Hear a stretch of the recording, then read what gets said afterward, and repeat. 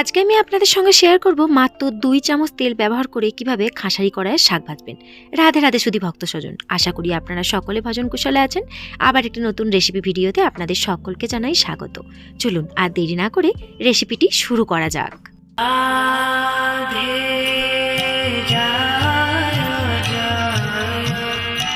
প্রথমে সমস্ত শাকটাকে আমি গুঁড়ো গুঁড়ো করে ছোট্ট ছোট্ট করে কেটে নেব। যতটা ছোট করে কাটতে পারবেন তত কিন্তু ভালো রান্না হবে। আমি এখানে খাসারি কড়াইয়ের শাক ব্যবহার করছি, তবে আপনারা এভাবে যে কোনো শাক রান্না করতে পারেন।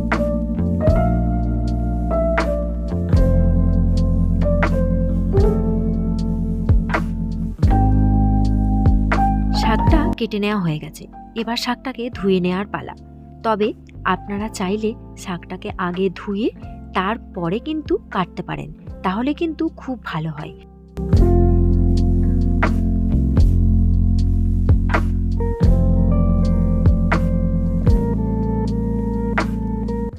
শাকটা ধুয়ে কেটে নিলে এই সবুজ অংশটা আর শাক থেকে বেরিয়ে যেত না। এরপর একটি কড়াই গরম করে তার মধ্যে 1 চা চামচ পরিমাণ তেল দিয়ে দিচ্ছি। দিয়ে কড়াইয়ের মধ্যে ভালো করে এটাকে ছড়িয়ে দেব, যাতে পুরো কড়াইটাতে তেলটা লেগে যায়।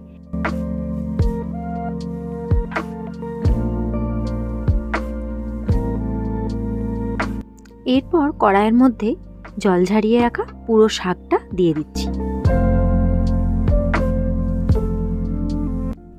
এরপর দিয়ে দিচ্ছি পরিমাণ মতো লবণ আর অল্প একটু হলুদ গুঁড়ো। আপনারা যদি পরিমাণটা না বুঝতে পারেন তাহলে অল্প পরিমাণ লবণ দেবেন আর পরে লবণ মাখিয়ে নিতে পারবেন। এরপর এটাকে একটু নাড়াচাড়া করে তারপর আমি ঢাকনা চাপা দিয়ে রেখে দেব, যাতে শাকটা একদম কমে যায়।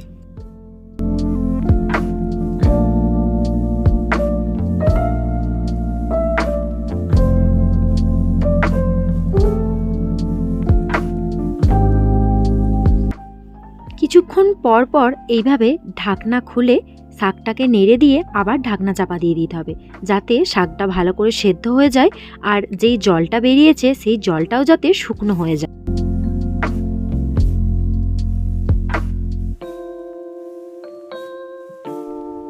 এইভাবে বেশ 3 থেকে 4 বার আমি ঢাকনা খুলে আর ঢাকনা বন্ধ করে নাড়াচাড়া করে নিয়েছি।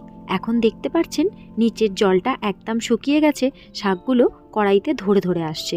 তবে শাকগুলো নিচে ধরতে দিলে হবে না, তার আগেই আমাকে শাকটা একটি অন্য পাত্রে তুলে নিতে হবে।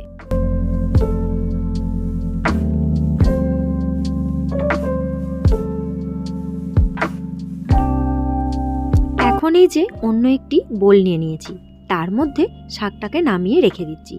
এরপর শুরু করব দ্বিতীয় প্রসেস, যেটা ছাড়া এই শাক ভাজাটা একদম অসম্পূর্ণ। মাত্র 2 চামচ তেল দিয়েই আপনারা এইভাবে সহজভাবেই কিন্তু বানিয়ে নিতে পারবেন এই খাসারির শাক ভাজা। শুধু খাসারির শাক কেন, এইভাবে ছোলার শাক বা মটর শাক বা অন্যান্য শাকও এইভাবে ভাজা করতে পারেন। যেরকম মূলো শাকও এইভাবে ভাজা করা যায়, বেশ কিন্তু সুস্বাদু হয়। চলুন দ্বিতীয় প্রসেসটা শুরু করি।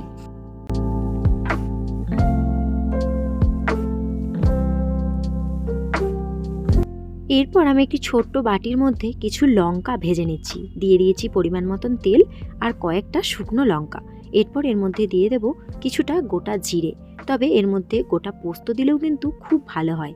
এটা লঙ্কা ভাজা হয়ে যাচ্ছে, এই লঙ্কা ভাজাটা কিন্তু আরও অন্যান্য কিছুর সাথেও ব্যবহার করতে পারবো, সেই জন্য একটু বেশি করেই ভাজছি। তবে যতটুকু পরিমাণ লাগবে ততটুকু পরিমাণ আমি ব্যবহার করব। এরপর দিয়ে দিলাম পরিমাণ মতো লবণ, দিয়ে একটু নাড়াচাড়া করে এটাকে বেশ ভালো করে মাখিয়ে নেব। তবে হালকা একটু গরম থাকতে থাকতেই মাখাতে হবে, না হলে লঙ্কাগুলো আবার সেঁতিয়ে যাবে। বেশ অনেকদিন পর আবার একটি নতুন ভিডিও শেয়ার করলাম।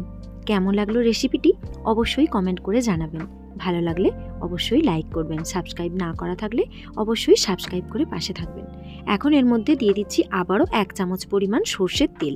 এরপর এই যে লঙ্কা ভাজাটা মাখিয়ে নিয়েছিলাম সেখান থেকে একটু অল্প পরিমাণ নিয়ে শাকের মধ্যে মাখিয়ে দেব।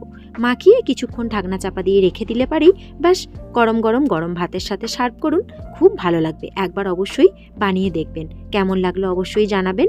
সকলে ভালো থাকবেন, সুস্থ থাকবেন, সাবধানে থাকবেন। দেখা হচ্ছে আবার একটি নতুন রেসিপি ভিডিওর সাথে। রাধে রাধে।